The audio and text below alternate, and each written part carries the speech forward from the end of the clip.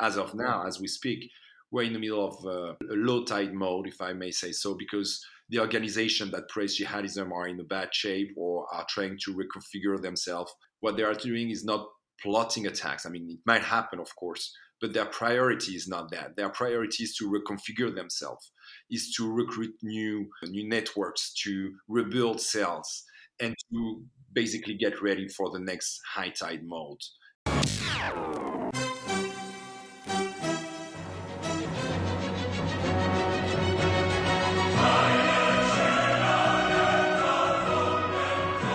On November 13, 2015, a group of ISIS-trained jihadists launched coordinated attacks on the Bataclan, the Stade de France, and on many other Parisian cafés, killing 130 people, shell-shocking France, and opening a major conversation across Europe on ISIS and jihadism. In September 2021, the French Republic put on trial Salah Abdeslam, the lone survivor of a November 2015 terror cell, and 20 other defendants. The multi-month trial was an opportunity to get justice for the victims and understand how such a disaster was possible. It also gave a sense of closure to a bloody chapter of European history. The gruesome attacks against Charlie Hebdo in Nice, Brussels, Manchester, and in many other places across Europe now mostly seem to be in our rear-view mirror. But despite ISIS military defeat, in the considerable improvement of Europe's counter-terrorism capacities, we would be naive to believe the danger has passed. To cover the past, present, and future of jihadism in Europe, we are joined by Hugo Micheron, one of the expert witnesses in the Abdeslam trial, and Petter Nesser, a long-time expert on jihadism. As per every week, thanks a lot to all of our wonderful patrons who continue to back us. Their support allow us to pay for our physical and digital equipment and plan for the long term. So, if you find yourself coming back every week to Uncommon Decency, maybe it is time to make your contribution on Patreon. You can even join our weekly sessions where we prepare for our upcoming episodes. If you can't spare the $5 or so a month, you can always write a review on Apple Podcasts, subscribe on Spotify, and share the show with your friends. All of this really helps boost the show's visibility and attract new and exciting speakers. Now, on to the show.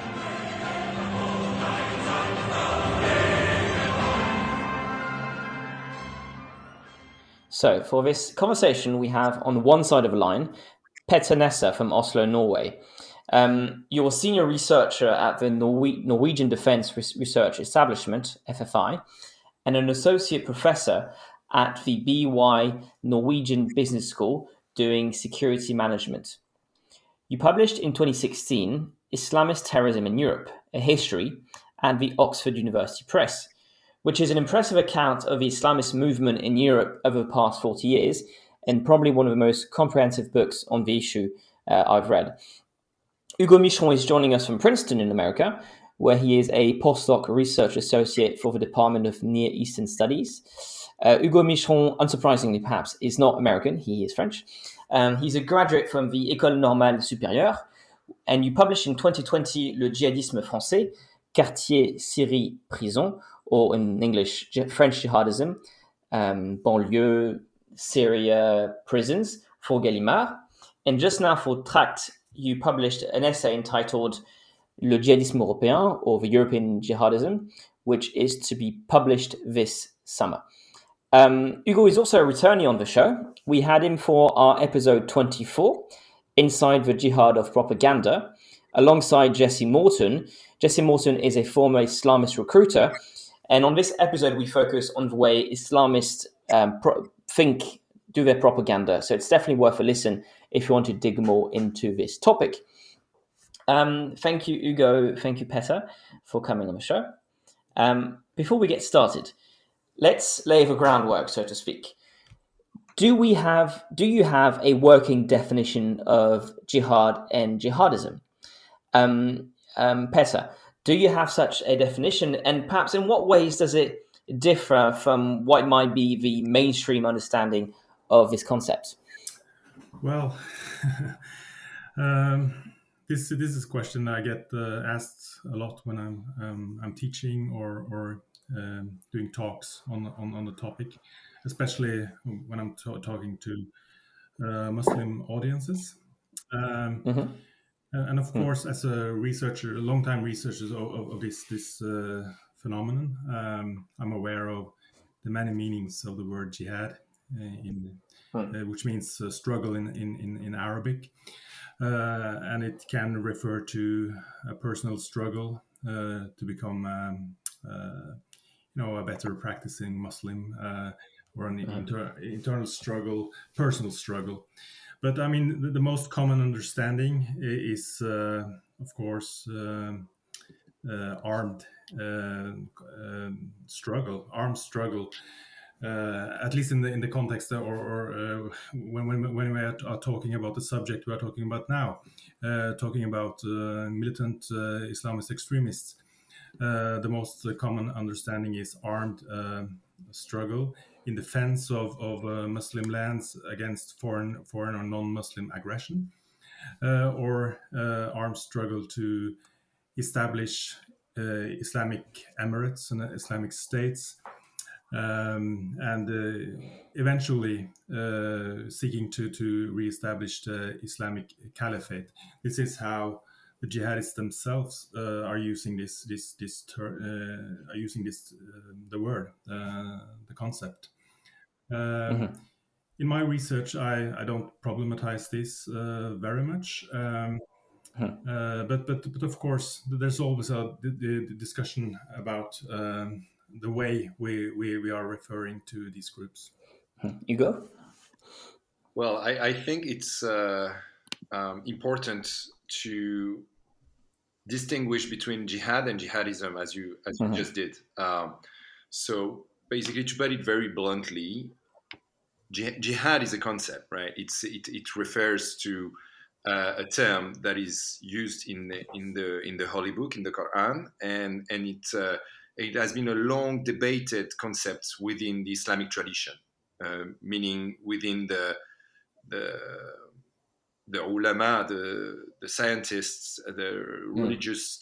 religious scholars, since at least the third century of Islam, so the 10th century of our era, and it has been long debated.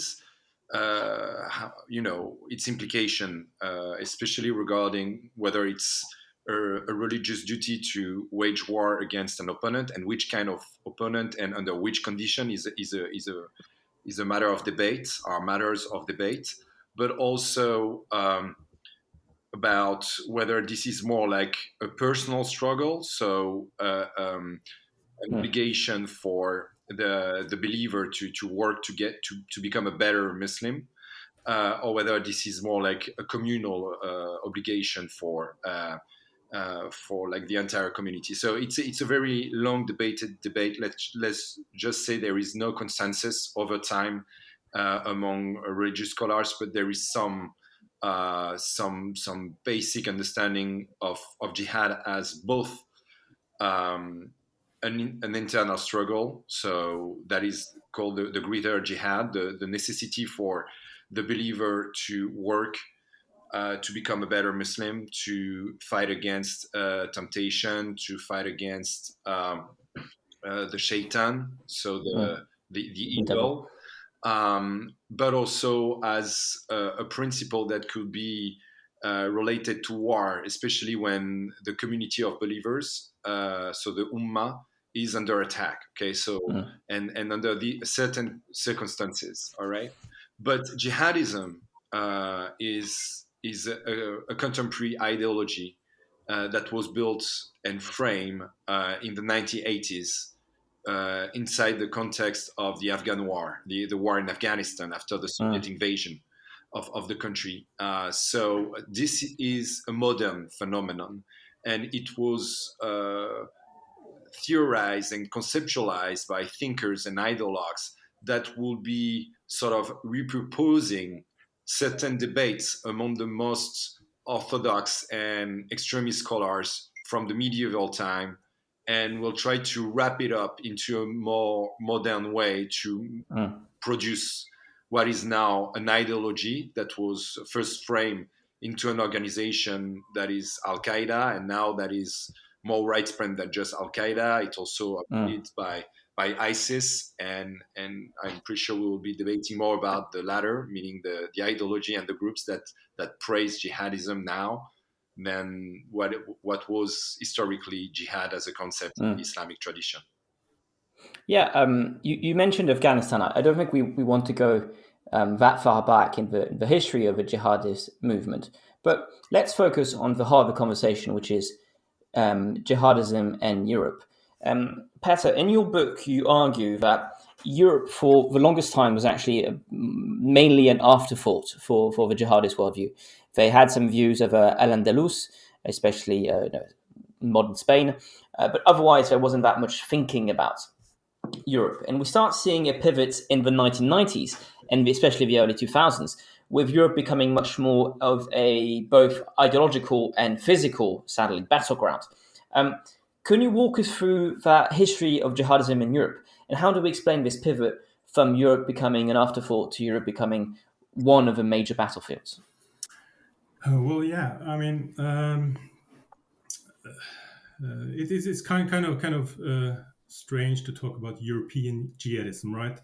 For the last 20 some years, we have had a lot of focus on jihadism as a homegrown phenomenon in Europe.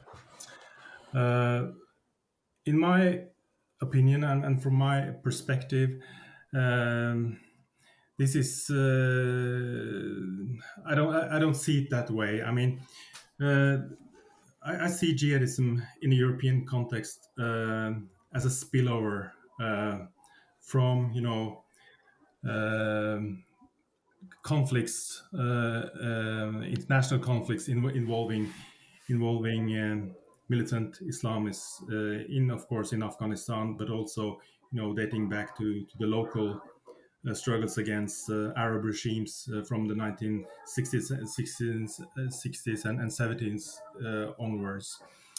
But jihadism kind of came to Europe in the late 1980s and the early 1990s. And at that point, we got established, support networks for militant Islamist groups in other parts of the world, in the Middle East and North Africa. And during the 1990s, these networks were mostly concerned with support activism. They were, collecting money that they were sending to their militant groups in conflict zones. They were recruiting. They were focusing on propaganda. And this was partly a window of opportunity because many of those jihadists were persecuted by local regimes and were able to get asylum status in European countries. And partly it was also a strategy. There are strategic texts by some jihadi thinkers and strategists such as Abu Musab al-Suri, who wrote about this idea of establishing commandos behind enemy lines, as he said. And this was actually the way things mainly worked in the 1990s, where you had these support networks especially in places such as the UK. Many think of France as kind of the center for European jihadists. Londonistan, as they were called back then. What? Londonistan, as it was called back then, or nicknamed. The nicknames, Londonistan, as it was coined by, I think, some people within the French security apparatus, basically at the time, because this became the nerve center, the hub where the most important ideologues and entrepreneurs were gatherings. People such as Abu Qatada, Abu Hamza al-Masri, and later people like Umar Bakri Muhammad as well. Then there's a shift where you see Europe becoming a battleground for the first time, very concretely with the campaign by the GIA in France in 1995, starting with the hijack of the Air France plane in Algiers, with the aim of downing it over Paris, and then followed by a bomb campaign in French cities during 1995, which is kind of the first wave of attack activity in Europe. Before that, we are talking about support activity by the GIA and by people connected to Al Qaeda and other and like-minded movements, basically. So I mean, this is a phenomenon that kind of took root in Europe in the 1990s, and then, of course, over time, you have you have the homegrown element becoming more kind of important, because the first networks were dominated by people from North Africa mostly, and Middle Eastern countries, and they were first-generation immigrants or people who sought protection in Europe. And over time, this basically we are talking about one expanding and evolving network, of course, with subgroups and subnetworks, but essentially it's kind of it's a network that starts somewhere and expands. And it's also becoming, over time, more European, in the sense that the second generation, which I date to the mid 2000s, is kind of comes into existence with the first generation recruiting and socializing multinational or people from different nationalities, but who are basically second generation immigrants to Europe, and thus Europeans, right? So the phenomenon becomes more European over time, and then of course we can discuss are the drivers European over time, which is a different question, and also we have to be very specific about what we are trying to explain, because in my work, the dependent variable is attack activity. So this is something very specific. I try to explain why and how jihadi terrorist cells and networks emerge when and where they do. And in the history of this phenomenon in Europe, we have seen three waves of attack activity. It was the GIA wave, the Algerian GIA in the mid 1990s, and then there was the Al Qaeda wave in the 2000s, and then we saw the IS wave of the 2010s, right? Hugo, can you perhaps focus on if you want to add anything on Petter's overview, but focus on the way they perceive Europe. Yes. How has it changed? Sure. Well, first, to talk about European jihadism in the first place is a nonsense, because there was no such thing as European jihadist movement, right? As I just said, the first jihadist phenomenon sort of took root in Afghanistan in the first place in the 1980s. And the only reason why there were jihadi networks in Europe in the 1990s is because of that. It's because of this war and then the subsequent jihad in Algeria during the Algerian civil war in the 1990s and the Bosnian civil war, who played like an important role because so many veterans from these places ended up in Europe, and from then on started to preach and to recruit and to spread the idea of jihadism in their surroundings area and within Muslim communities in Europe. And it started in very small circles.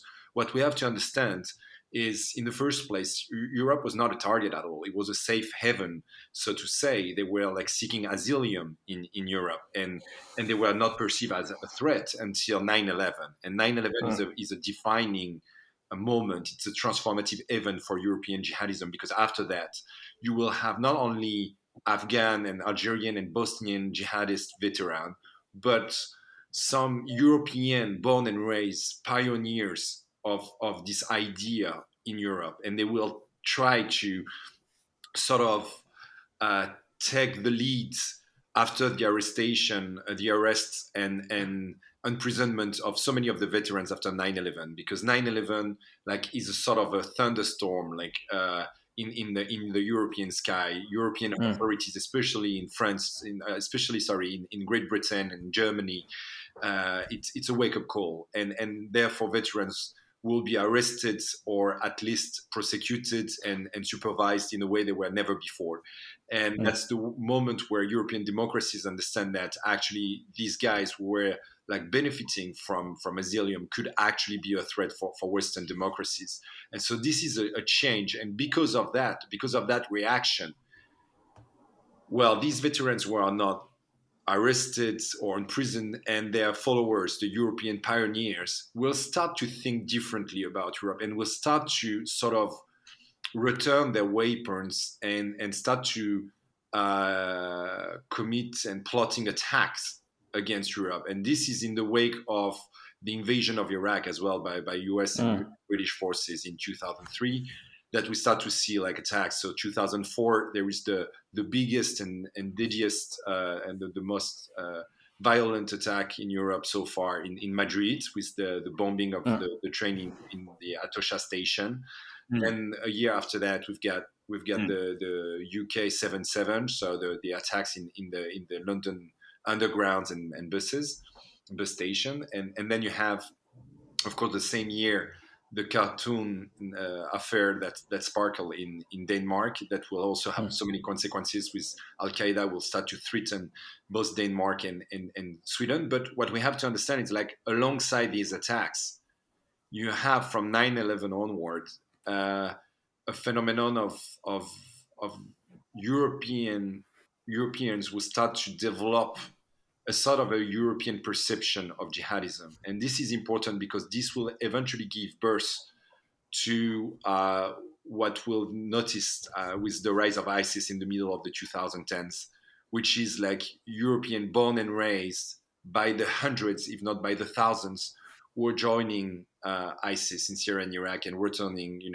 to commit crimes and attacks in Europe. So another way to put it is to say that ISIS and the European contingent of ISIS is a byproduct of trends that have been set in motion in the 1990s and actually like sort of took a real momentum after 9/11. Mm-hmm. Well, precisely. Let's try to focus a little bit more here on this timeline, and kind of, you've drawn up a timeline of events where Europe starts becoming a sort of a battleground for these jihadist networks. But these days, obviously, the number of major terrorist attacks has waned over the past 4 years. We're no longer seeing these major kind of attacks of the kind that we saw in Paris, say in the 2014, 2015. But ISIS, the organization that Hugo was just talking about, has also considerably weakened over recent years. So what does the jihadi landscape look like now, and to what extent can we speak of a European jihadi movement in the first place? Are these networks connected with each other enough to warrant sort of this categorization as a single movement? Starting with Petter and turning to Hugo. Thank you, Jorge, for your question. So first and foremost, we need to understand two things. First, jihadism cannot be reduced to terror attacks. Okay, terror attacks are the byproduct or the consequence of jihadism, not its cause. So that's very important to get that. The second thing is that jihadism cannot be reduced either to organization that praise jihadism. So it's way wider than that. It's an ideology, and so it means that you can destroy an organization like Al Qaeda or ISIS and still have jihadism as an ideology that is like developing and trending all over the place. So that is very important to understand where we are now. The second aspect that I wanted to mention right before responding to your relevant question is that over the course of the last 3 decades, jihadism has been following 3 different cycles. The first one is the one in the 1990s. So we just talked about it. It's how like this idea was transplanted from the Afghan front lines to Europe through veterans. Then the second one is the 2000s. What happened with the Europeanization of jihadism through the involvement of young European pioneers that were taught and trained by the veterans, who ended up spreading the ideas in their surroundings and families and relatives circles all around them. And the third cycle is the one with ISIS, the rise of ISIS in the middle of the Syrian civil war in 2014, and how like it ended up like promoting jihadi attacks all across Europe, like 2 years after that, and ended up being destroyed, at least military speaking, in Syria and Iraq. And this is the situation where we are now. But each cycle has, have reach a peak and then end up being like sort of facing the reverse situation. So in the middle of the 1990s, the peak was of course the takeover of the power by the Taliban in Afghanistan, and it directly leads to 9/11. But after that, the Taliban regime is destroyed by the U.S. reaction and the international community reaction with the war in Afghanistan, and ended up like Al Qaeda being networks there, like end up being either destroyed or at least like not in full capacity to act. And then you've got the war in Iraq that will like provide a new dynamic. But then eventually the so-called Islamic State of Iraq that was founded there in 2006 by Al Qaeda will end up hitting the wall again by the so-called surge that was raised by the U.S. Army hand in hand with Sunni tribes and militias there. And then you've got ISIS that's, of course, ended up like launching attacks everywhere, but ended up being destroyed there as well. So we are like, again, in the middle of a low tide. Like we had 3 cycles, 3 high tides and 3 low tides. And as of now, as we speak, we're in the middle of a low tide mode, if I may say so, because the organization that praise jihadism are in a bad shape or are trying to reconfigure themselves, but they are not have free hands to act as they want to do. But we need to focus on what they are actually doing. And when they are in this low tide mode, what they are doing is not plotting attacks. I mean, it might happen, of course, but their priority is not that. Their priority is to reconfigure themselves, is to recruit new networks, to rebuild cells, and to basically get ready for the next high tide mode. And this, they cannot do that by themselves. They need to find a crisis and nest within that crisis, and then attract new people. But bounce back. To put it simply, the last thing that I want to say about that is that if you look about the trend in the past 3 decades, well, the high tides have been always bigger and bigger by the day. So, like to put it very simply, in the 1990s, there were only a few dozens of Europeans involved in jihadi organization. Then the next decade, there were like a few hundreds. And the official numbers of Europeans involved in ISIS, I guess, is around 6,000 in the last decade. So my point is, we cannot, do nothing and just expect the phenomenon to just like finish by himself. If we expect again and like sort of turn a blind eye on what is happening now in the low tide mode, then we might get a new surprise and realize that the fourth wave will get bigger again. So there's a tide phenomenon with ups and downs, but the coefficient of a tide is getting higher and higher, essentially. I mean, we still see, quite some attack activity.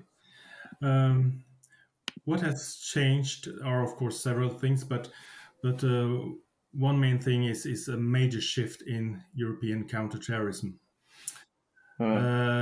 European authorities have been doing things over the last, or since the big wave of attacks by IS in 2014 to 17, things that were kind of unthinkable if you are going further back in time, right?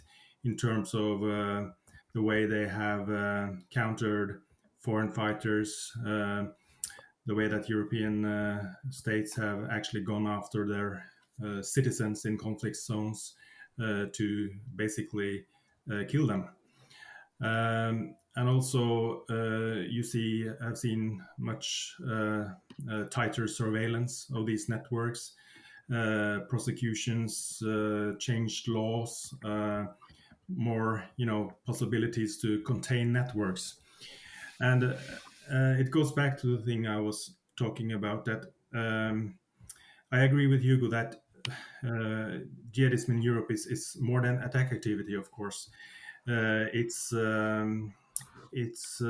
wider phenomenon of radicalization in semi-militant or more militant milieus over time. But at the same time, there is a very concrete network which has developed and expanded over time in layers, and there are connections between the cells and networks we have seen operating from the mid 2010s and onwards, and dating back to the mid 2000s and even back to the 1990s. So there's this generational connection between some networks that aren't really integrated into European Muslim communities as such. Of course, the people who have joined these networks come from Muslim communities, but there are also, quite a major component or element of converts involved and things like that, and they are from different nationalities, and we can talk more about the profiles later. But still, it's quite concrete, and it's traceable, and by being more alert and changing counterterrorism policies, European governments have been able to contain the threat. That is what has happened over the last few years. And at the same time, the world is changing, right? We see Western nations kind of downscaling their military footprint in Muslim countries, which has been a strong incentive for attacks in Europe. If you are looking at these waves of attack, we can see that they coincide with military interventions in Muslim countries. So that's obviously one of the drivers. We also see a peak in attack activity, as also Hugo mentioned, in connection with the publication of the Muhammad cartoons in Denmark in 2005 and the republications of 2007, and also that there was a propaganda campaign led by Al Qaeda and also like-minded militants who were kind of exploiting theological texts by medieval scholars such as Ibn Taymiyyah, kind of encouraging individuals to punish those who insulted the Prophet Muhammad, and also a discourse around this so-called ideological concept of the covenant of security, which means that according to jihadi ideology, a person, a Muslim living in a non-Muslim country, enjoying protection by being a citizen or by having a political asylum, is not allowed to attack that particular country. But according to the ideology, there are some factors that annul this covenant of security, and those are, military action against Muslims. You have arrests of Muslim on a large scale, and last but not least,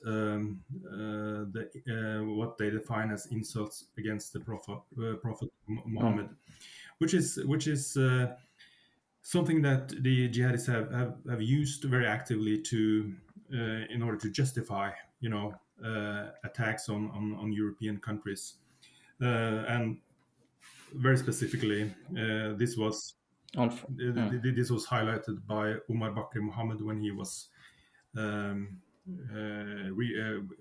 relocating from the UK to Lebanon after the London attacks in 2005, where he was one of the people who wrote about and talked much about this concept of the covenant of security. And in 2005, he annulled this pact on behalf of his followers.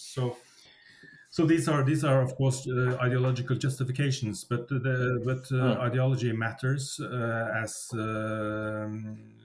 for these extreme groups, in addition to, of course, other drivers. Let me bounce back on something you said about the insults on against the Prophet. A year ago, French professor Samuel Paty was assassinated by a young Chechen for having used cartoons of Muhammad doing a class on freedom of speech and freedom of religion. Now, obviously, his death and the French government's response then ended up sparking an acrimonious conversation, especially with the United States, on the concept of laïcité, on the potential impact on creating a resentment within Islamic communities. Is there a kind of correlation between a country's political, religious tradition and the rise of Islamism? To put it bluntly, is one model, in Eastern Europe or Western Europe or Northern Scandinavian multiculturalist, laïcité, whatever, is there kind of a correlation here? Hugo. All right. So on the Samuel Paty killing, we have to understand that it's indirectly linked to the cartoon affair in Denmark. All right. So if we have to look for it, the first affair might be actually found out in the Netherlands in 2004, when the film director Theo Van Gogh, is assassinated in the middle of the street by a Salafi from The Hague, who ended up meeting him in the middle of the street and killing him. Then a year after that, in September 2005, the Jyllands-Posten, which is like a center-right newspaper in Denmark, decided to publish some cartoons of Muhammad in protest for the censorship that was or self-censorship that was supposed to affect a drawer who was writing a book about the life of Muhammad for kids. Okay, he was trying to illustrate the book, and he could not find anyone, and therefore the Jyllands-Posten launched this sort of initiative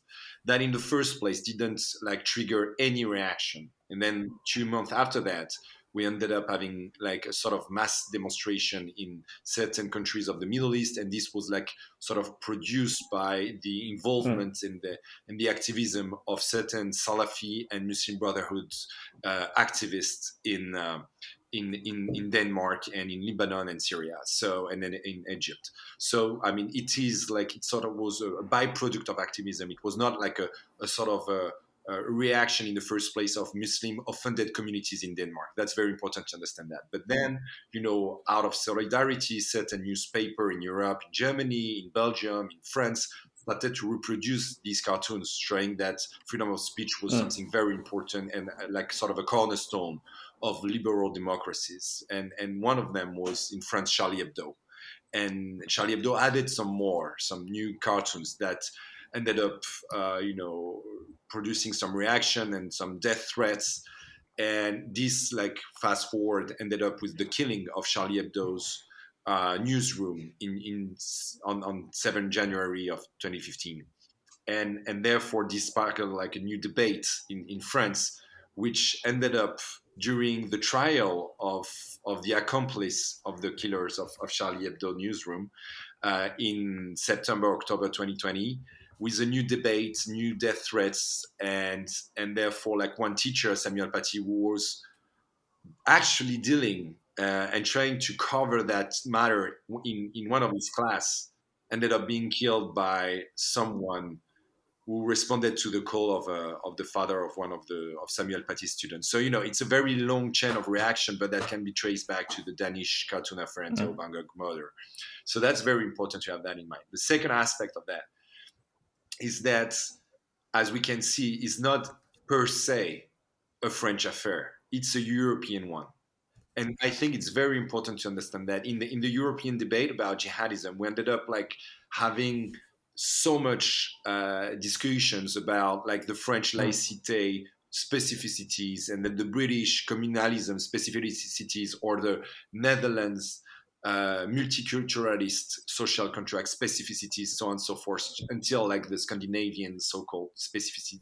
The thing is, if you look from like a little bit of distance, if you take a little bit of distance, then you realize that the pattern is quite the same actually within all of these countries. The way jihadism spread among certain activist groups, then that spread to like a new environment, is quite the same, irrespective to the specificity of each social contract in place in every of these countries. So I think it's very important to understand that it has like an importance, but you cannot reduce jihadism to reaction to that.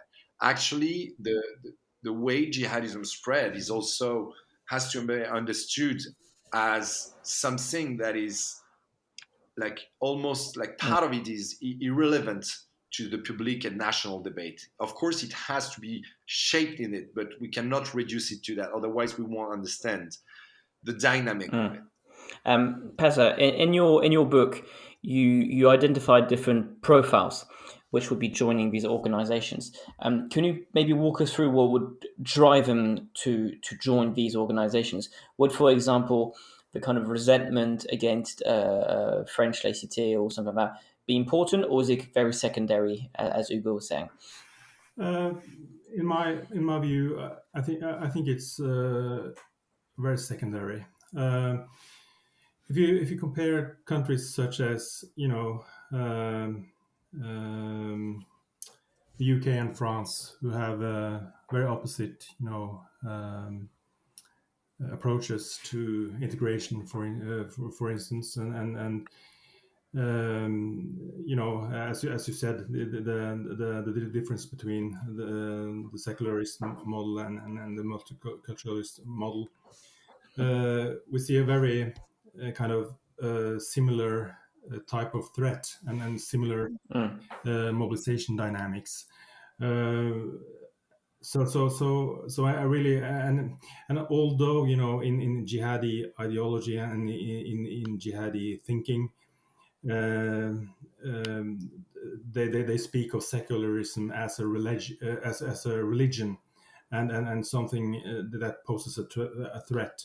But this refers to, in my view, to the situation in Muslim majority countries and not in Europe, right?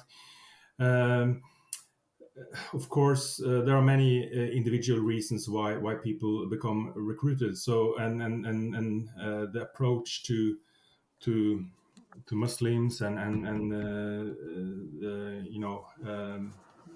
the political approach of the state is of course a factor among many others. But in my view, we can read a lot about when and where jihad kind of mobilization and attack activity occurs by looking at basically how countries have intervened against jihadi groups, how they have what kind of military footprint they have in Muslim countries, and also I think network dynamics in itself is a very important factor, which explains why when you look at countries exposed to jihadism in Europe, you have France on top, you have Britain as a second, and you have Germany as a third. Even though Germany is not known for having had the most or have a very different, military response history approach during the war on terrorism. So the historical evolution of the networks as basically a window of opportunity also explains why things happen when and where they do. And just very briefly, because we're running out of time, but here for just a final question, Hugo, you were just a few moments ago describing the jihadism as a sea, right? As it has its tides, it has low tides and high tides, and we may be in a low tide, but you write that. Without the hubris of triumph, some strategists can start planning for the next phase. So what do you think the next wave of jihadism looks like, and how will it differ from its predecessors? What are some of the ideological and tactical innovations that you expect in the years to come? Yeah, of course, it's very difficult to read the future. But the thing is, my whole point is to understand what's happening right now. And if we understand what's happening right now, we'll be able to anticipate certain aspects. The thing is, in terms of jihadism, what we have to understand is like there is a jihadism between two attacks, okay? And it's not like only like terrorism. It has like a presence in certain social environments. There are some militants who are actively like sort of preaching and recruiting, okay? And if you understand that, then you understand that the pure security response is not the only one. I mean, developing like new laws and developing a sort of, like only like betting everything on the side of developing a sort of a counter-terrorism policies is a nonsense. I mean, I'll take a concrete example. Like one of the recruiters that I've met in French prison was telling me that his job as a recruiter for ISIS was just like a social worker in deprived area, like recruiting people, but not for like integrating them in the society, but actually to the opposite goal, like to like make them understand that they have no future whatsoever in that circumstances. And therefore, if you understand that, then you understand that one of the responses is to put people like boots on the ground.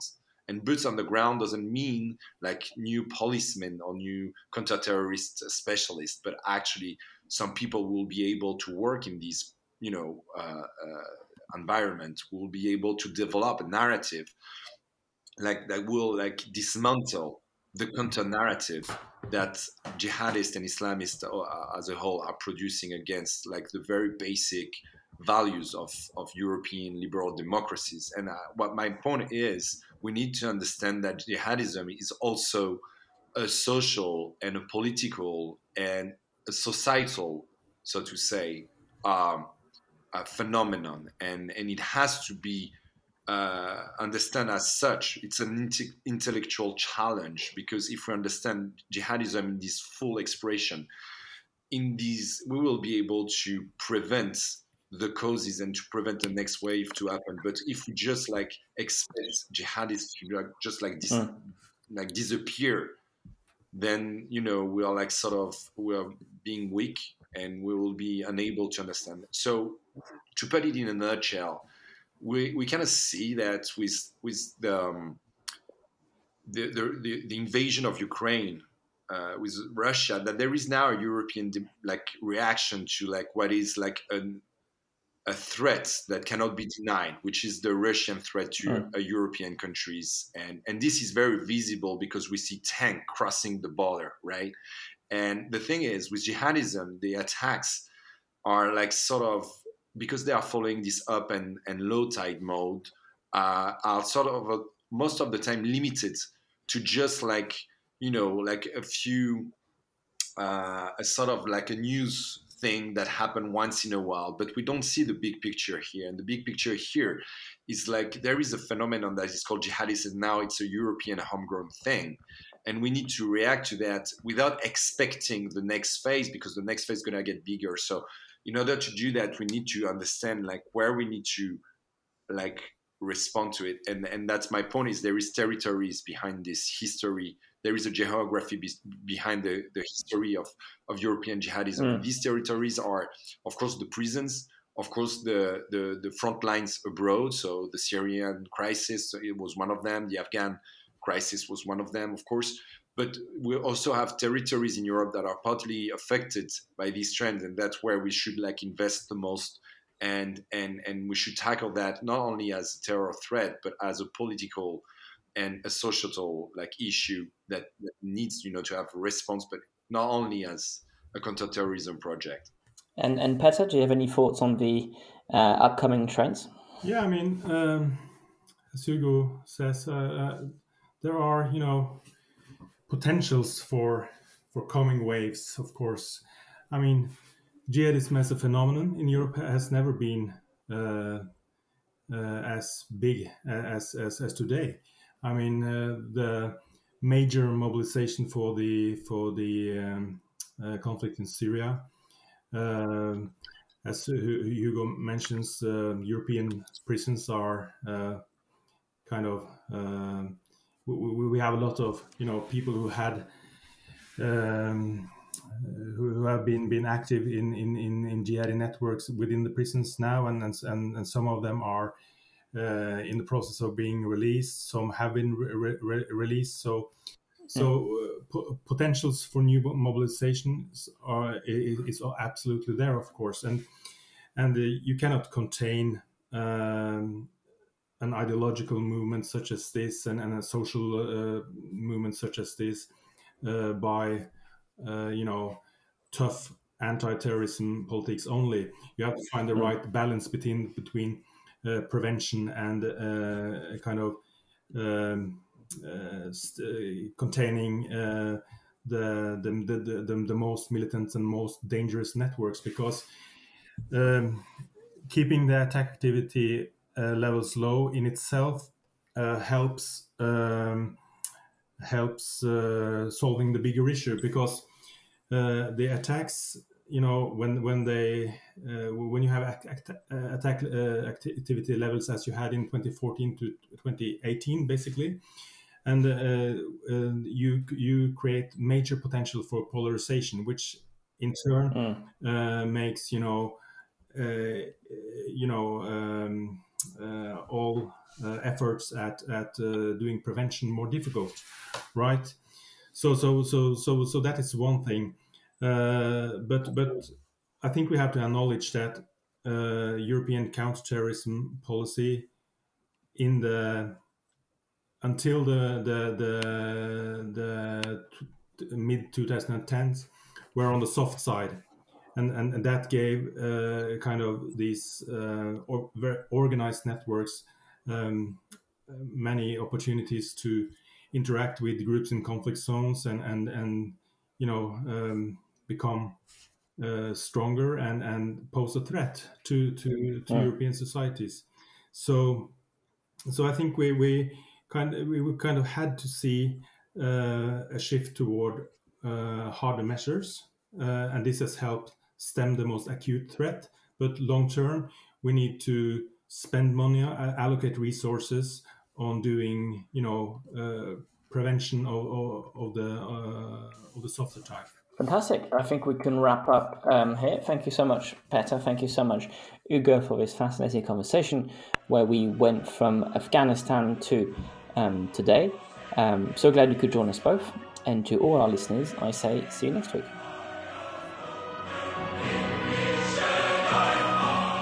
So, Hugo Micheron and Petter Nesser are both out. Francois, what did you think of this episode on European jihad? First of all, it's great to have Hugo back on the show. It's always nice to have people back on the show, but I think Hugo is particular because he is a huge fan of the podcast. He's someone who I think listens to nearly all of them. And so we always very happy to have a fan on the podcast back. And it was also great for another reason, which is when we were preparing for this episode, we reached out to different people and see if they'd be interested and so on. And Hugo told me, "Oh, Petter would be amazing. My book, which just came out, for Le Jihadisme Européen on European jihad, one of the bases for my work, one of the inspirations for my work was Petter's work he published in 2016. So it was quite, and they had never actually properly met, so it was quite nice to be able to create that kind of encounter between both of them. Now, on the substantial side of the conversation, I just found it interesting that what Hugo was saying, that we focus too much on the terrorism aspect of the conversation, because obviously it's the most visible, it is the most aggressive part. But what he is saying is, while we see the tides of jihadism wane back and forth, what we do see is the kind of larger network around it build up, strengthen. And I think the long-time followers of the show will remember our fourth episode, I think, with Gilles Kepel, where he was describing the concept of jihad d'atmosphère. Maybe not fourth episode, but one of the very early ones we had. The jihad d'atmosphère, essentially saying kind of the atmosphere jihad, kind of environment which led to the death of Samuel Paty. It wasn't just one terrorist taking a gun and assassinating someone, or a knife in this case.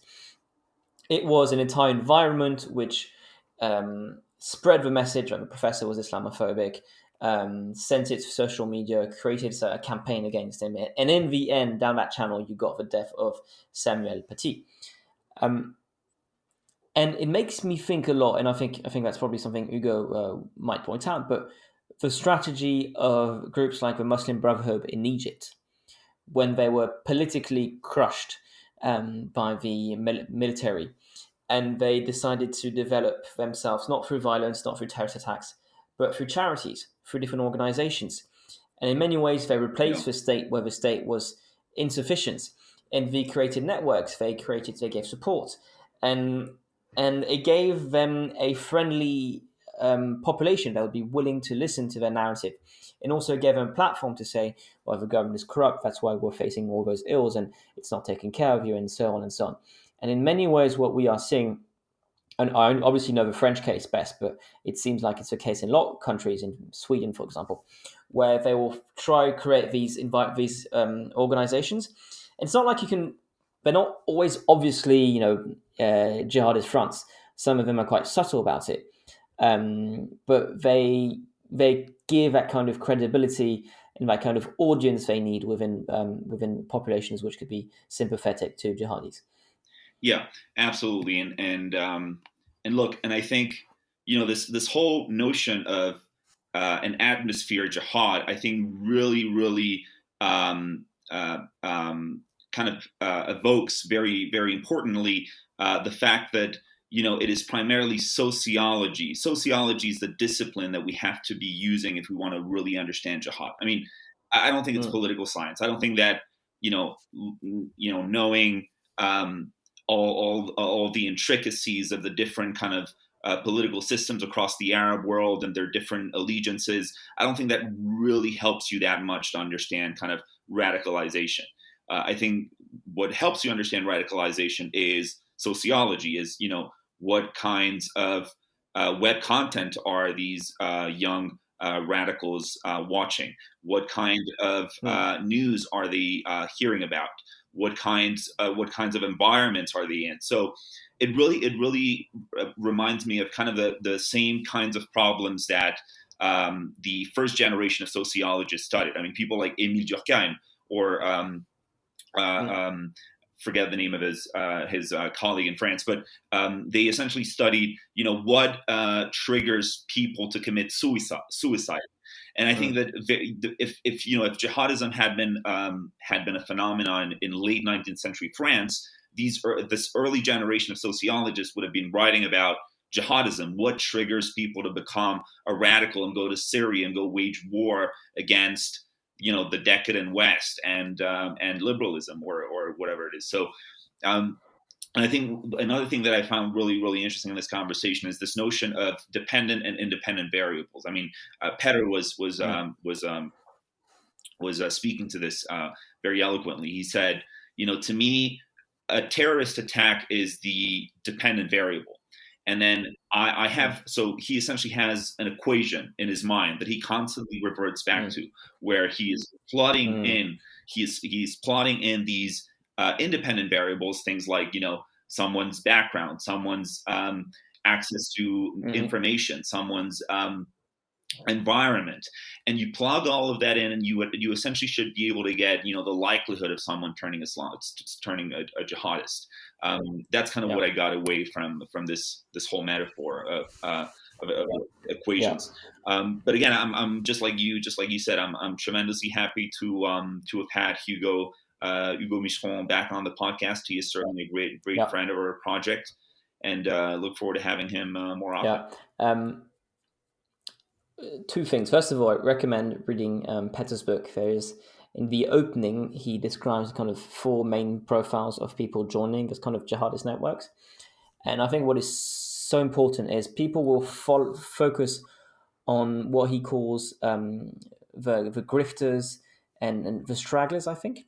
Essentially the kind of, lost profile you'd imagine, people with no education or little education who kind of in because they follow something that is maybe not cool, but it's part of kind of social fabric around them and gives them some kind of social capital and so on. But what he says is these profiles always exist, but what also exists in parallel is a profile of the entrepreneur. And I think that's perhaps something that maybe more people on the left will kind of miss out, which is the idea that there's active forces trying to create organize a fight against the West. I think it's quite instructive on the divide of the right and left, where the right will focus more on the kind of the threats, the enemies, whereas the left will focus more on the flaws that could give our enemies those advantages. But essentially, it's got a very interesting structure of different cells for kind of different profiles. I think there is the entrepreneur, the protege, the drifter, and the straggler. I think something like that.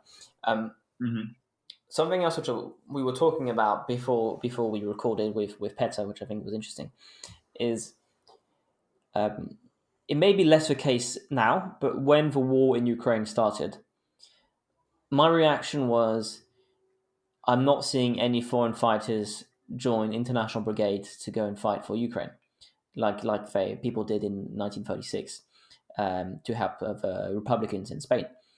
Now, obviously, this has changed since, and we actually might do an episode on the foreign fighters fighting in Ukraine, because I think it's a really interesting topic. But I was thinking back then, mistakenly, of course, but I was thinking, when is the last time we saw young Europeans mobilize themselves to fight, to die for a cause, a great cause outside of their borders? And obviously, the answer was quite daunting. It's Syria. The last time we saw hundreds of young men across Europe, and young women, especially by the end, leave a country to fight for a greater cause, it was in the deserts of Syria to fight with ISIS.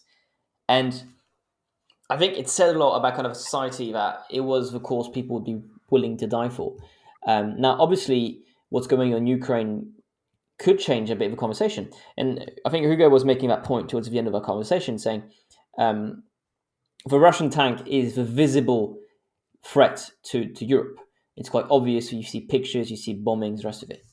But he was making the case that political Islam, or kind of radical political Islam, jihadism, are not as blatant as the tank, especially nowadays when we are seeing fewer terrorist attacks. But we should be able to get that same kind of energy and focus that we are seeing at the moment across Europe on Ukraine, on this issue. And I think we seem to lose focus, or when we focus on it, we kind of have a securitization aspect to the conversation rather than seeing the bigger picture.